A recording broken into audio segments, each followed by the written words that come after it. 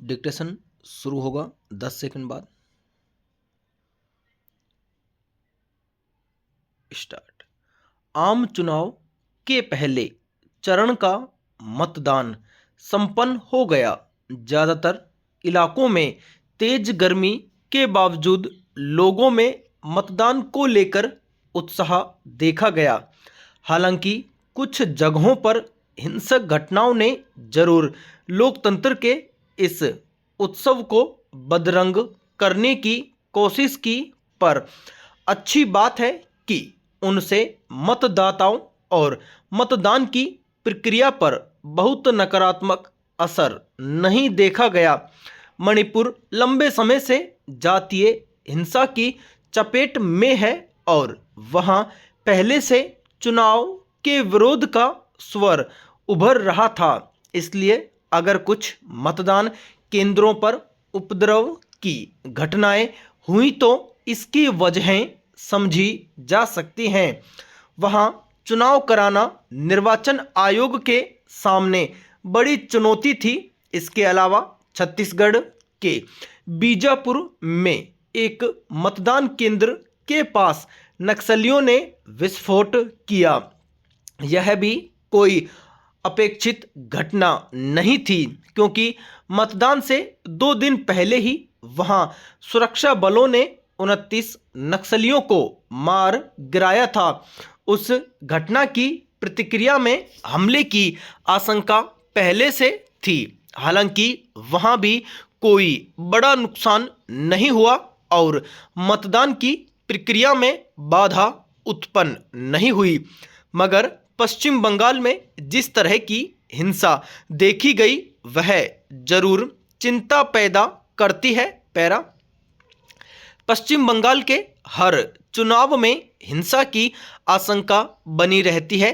पिछले कुछ वर्षों से जिस तरह भाजपा और तृणमूल कांग्रेस के कार्यकर्ता छोटी छोटी बातों को लेकर गुत्थम गुत्था होते और हिंसक घटनाएं करते देखे जाते रहे हैं, उसमें इस चुनाव में भी व्यापक हिंसा की आशंका पहले से जताई जा रही है।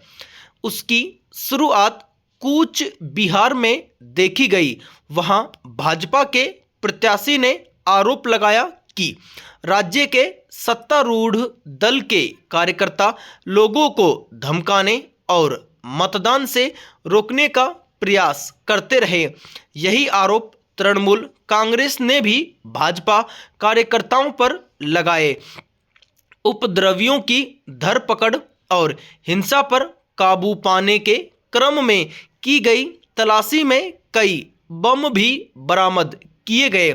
जाहिर है हिंसा की तैयारियां वहां पहले से की गई थीं। पश्चिम बंगाल के हर चुनाव में निर्वाचन आयोग अतिरिक्त रूप से सतर्क रहता है।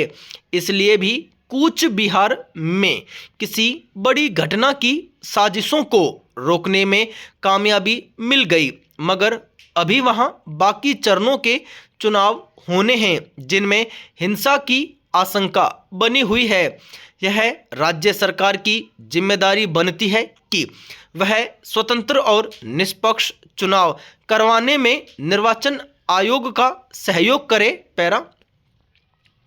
यह ठीक है कि राजनीतिक दल अपनी विजय सुनिश्चित करने के लिए मतदाताओं को अपने पक्ष में करने की कोशिश करते हैं, मगर इसका लोकतांत्रिक तरीका होता है। ऐसा नहीं कि प्रतिद्वंद्वी दल के कार्यकर्ताओं पर हिंसक हमले करके उन्हें मतदान से रोका और अपने पक्ष में अधिक से अधिक मतदान कराने का प्रयास किया जाए। अगर कोई राजनीतिक दल अपने कामकाज और सैद्धांतिक प्रभाव से मतदाता का विश्वास अर्जित नहीं कर पाता तो उसे जीत का कोई नैतिक अधिकार नहीं रह जाता। मगर कुछ समय से धनबल और बाहुबल के जरिए चुनाव को अपने पक्ष में करने की अनैतिक कोशिशें बढ़ी हैं। लोकतंत्र मतदाता के भरोसे और विश्वास पर टिका होता है। अनैतिक तरीकों से मत अर्जित कर सत्ता में पहुंचे लोगों से लोकतंत्र की सुरक्षा की उम्मीद नहीं की जाती।